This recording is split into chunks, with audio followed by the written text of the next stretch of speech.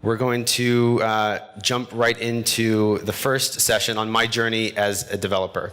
I haven't taken the opportunity to really start to share more of who I am and how I've gotten here. And so most of the time I've been talking about, my corporate background, where I was working at Deloitte when I first started my career, and how I've kind of moved through that whole process to get to this particular place of being a real estate developer. But I'm going to kind of break it down a little bit more for you all to give you a sense for who I am. So my name is Chris Porto. I think you probably all know that by now. I am originally from Northern Virginia. I grew up in Northern Virginia there in Fairfax County.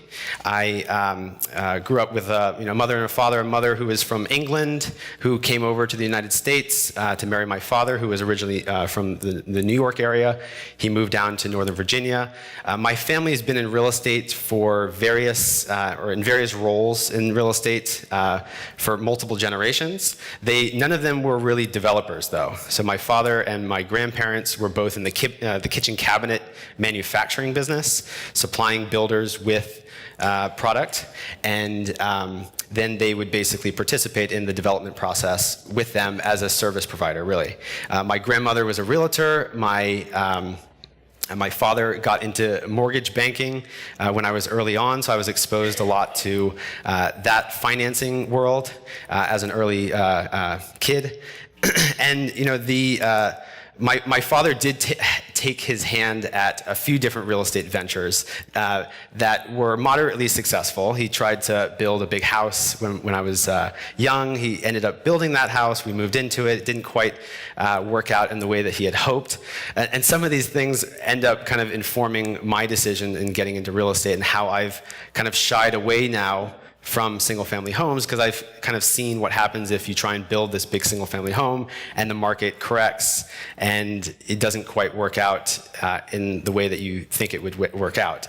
The best venture in real estate that my father had and I was exposed to growing up was a commercial real estate acquisition that he then turned into a college sports bar and a really great venue, a restaurant, really. And I grew up actually in my teenage years participating in that business with him. I was pretty young, but I was, washing dishes in the back as, the parties were happening in the front. And that was after my parents got divorced, actually. So my father had a little more freedom to kind of expose me to some of these sorts of ventures that he was getting into, kind of a midlife crisis, if you will.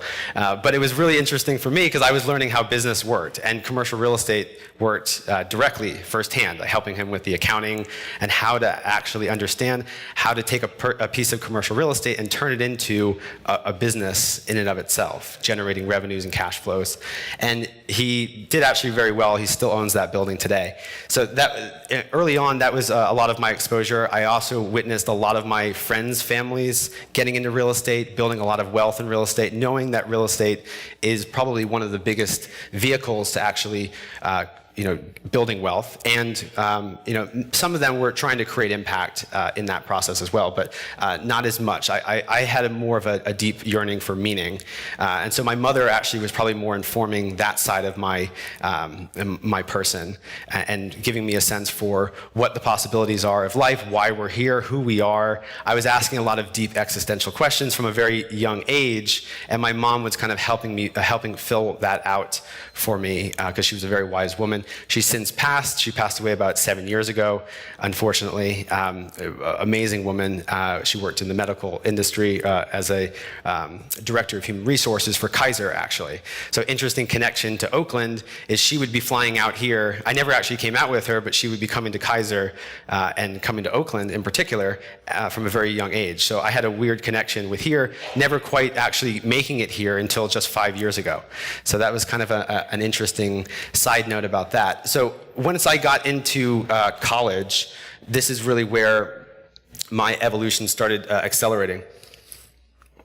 I knew that I wanted to join a fraternity, and I didn't know really why, but I wanted to be connected to a large group of people to understand how organization works, how a group of people can come together with, at least on paper, a shared set of values and actually develop something, develop its members, develop the real estate that actually house the fraternity. So it was a really good experience for me to understand how organizations work, how people come together, how culture evolves, and I was getting very involved in the leadership of that organization. I ended up becoming the chaplain of the fraternity, where I was kind of sharing a lot of values with the new entrants into the fraternity, really taking a leadership role in that. I got recognized with the national fraternity to actually go to Greece on a global leadership adventure one summer, partly because I had this, again, a yearning desire to understand philosophy and how it informed my life, and really felt like I wanted to be a conscious leader. I wanted to find what I was called to do, who I was on a deep fundamental level, and how I was going to participate in leading humanity forward. So I've always kind of felt called to actually participate in leadership positions. And later on in college, I started to meditate, and my mom really kind of exposed me to meditation and yoga and a lot of practices that really were informing, my own introspection of who I was and how to be a better leader, really. Interesting side note, I grew up learning Japanese in Northern Virginia. I was in a Japanese immersion program from a very young age in elementary school. So I had this weird exposure to the Japanese culture. So a lot of the ways of thinking that the Japanese have informed my own way of being, to the point where I was moving. I've lived in Japan for a number of years over the years, including one semester in college where I went there specifically to study Zen Buddhism. And I basically went there, started meditating in Kyoto with some Western teachers, started going on meditation retreats with them. Again, really feeling like this sense of like, I don't know what life is all about, but I think if I just sit and I just go within, I'll start to understand more and be a little bit more existentially at ease. Even though, and a lot of this in my mind is like, I want to do this, I want to do that. There's so much, desire that we have to change the world, but a lot of the times we just have to actually be very easy with who we are fundamentally, without having to do anything, without having to be anyone, without having to make any more money, right? So there's a lot of things that I think that we just need to slow down with, and meditation and Japan really informed that for me.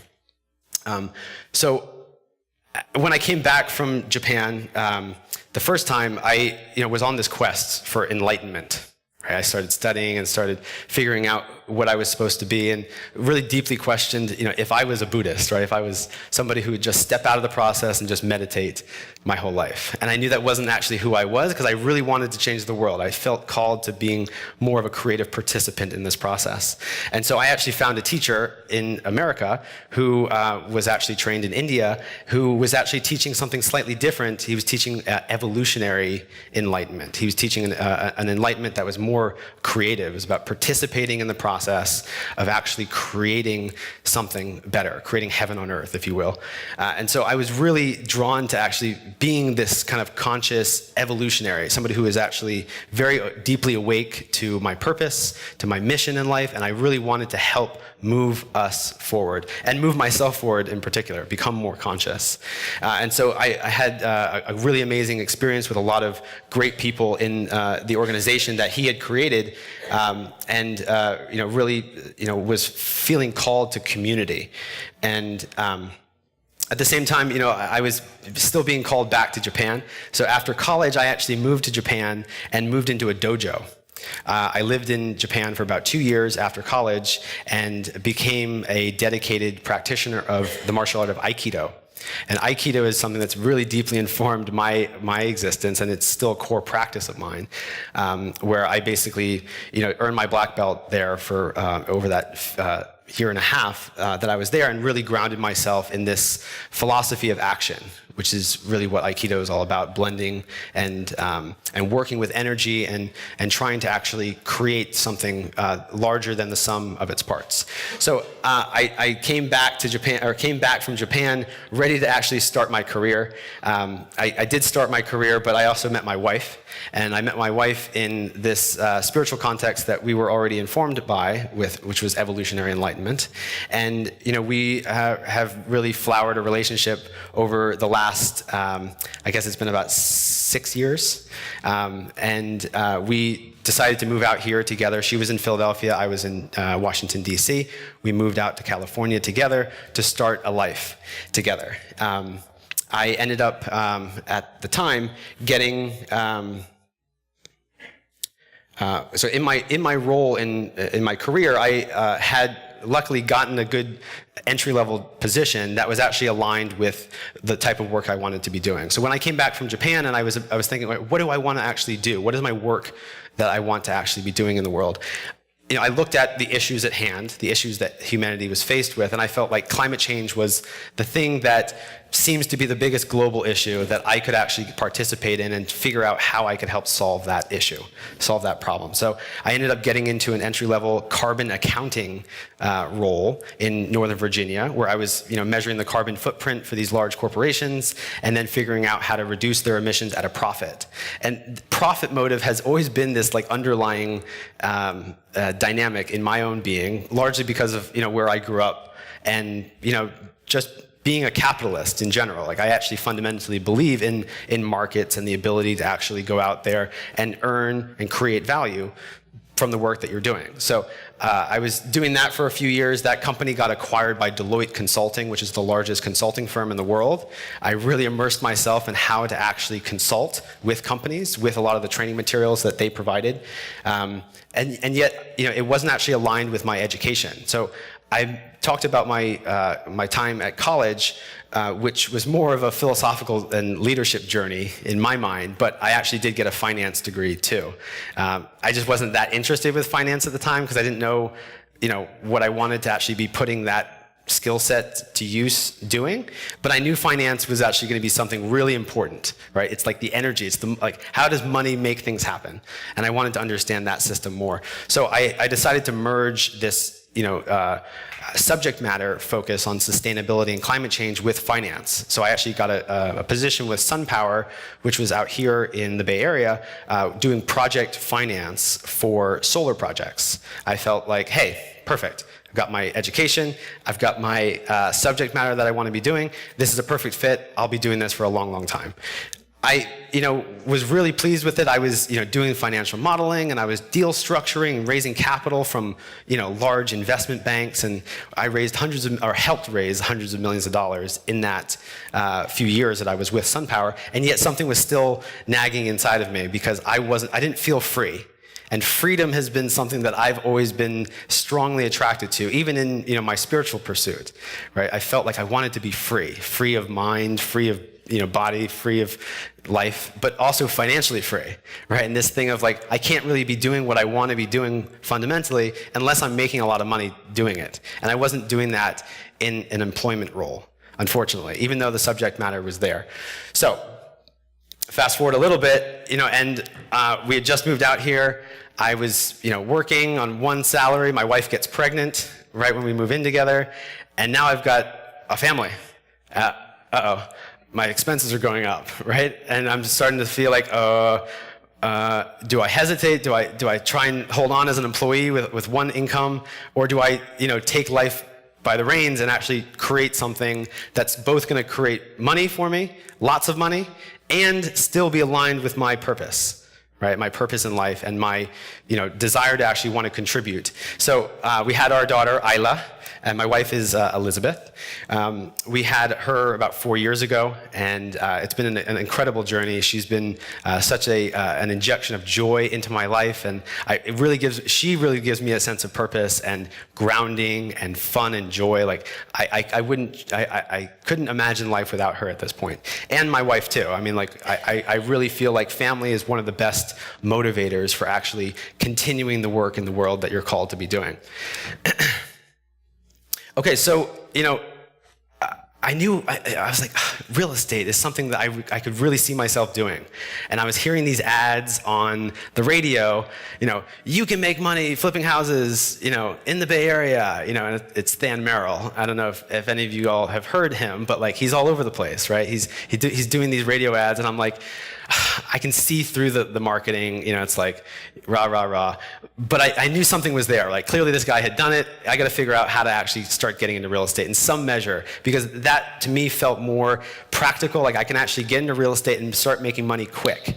Right? I had a family on the way. I was an employee, and I was like, I got to do something. I wanted to be doing some sort of expert type of business, but yet like that's a long game in my mind, and so I felt like real estate is something I could just jump into. We were living in Oakland, and I was saying, I love cities. That's where I love to go around the world. Like if I could travel around the world, I'd go and travel and visit cities. And cities just feel like they're such a vibrancy of life. And I felt like, how can I actually help participate in evolving Oakland, right? Because it's the city that I was living in. And, I felt called to becoming a developer, right? Because, I understood a little bit about what development was and how to raise money to actually make projects happen. So I like the idea of projects where you can kind of dedicate yourself to, and once they're done, right? Then you can kind of move on. So I like that closed-endedness to say, all right, project done, what's next, right? And so, becoming a developer was something that I was called to do. I was influenced by the Urban Land Institute as I was starting to search about how to get into real estate. They had a lot of programs out there, but it still felt a bit lofty. And so at the end of the day, I felt like Fortune Builders, which is the real estate education group that I joined, was going to be more practical, right? They were actually giving me the tools and resources that I needed to start marketing for deals, to start actually getting calls back and start making some money quick, right? Not only from flipping, but also assigning deals, which I had never heard about. So going through that 3-day workshop that they had put on really opened my eyes to give me some practical advice to how to actually start making money in this business. And I felt like if I could start doing that, then the meaning and purpose and stuff like that would actually start coming. And that's where I felt like, I really want to be a developer, right? I want to actually create. Right? And a developer is a creator fundamentally, and we'll talk about that in this next session. But in my mind, it felt more aligned with who I fundamentally recognized myself to be, right? This evolutionary process, this process of creation. Like I wanted to participate in creating something new, right, out of nothing.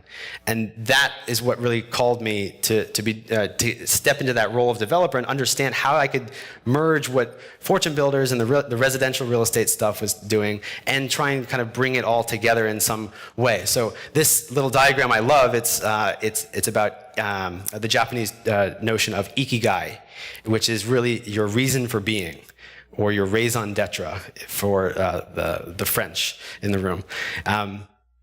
And so this really felt like I could actually be this role of developer and create whatever I wanted to create.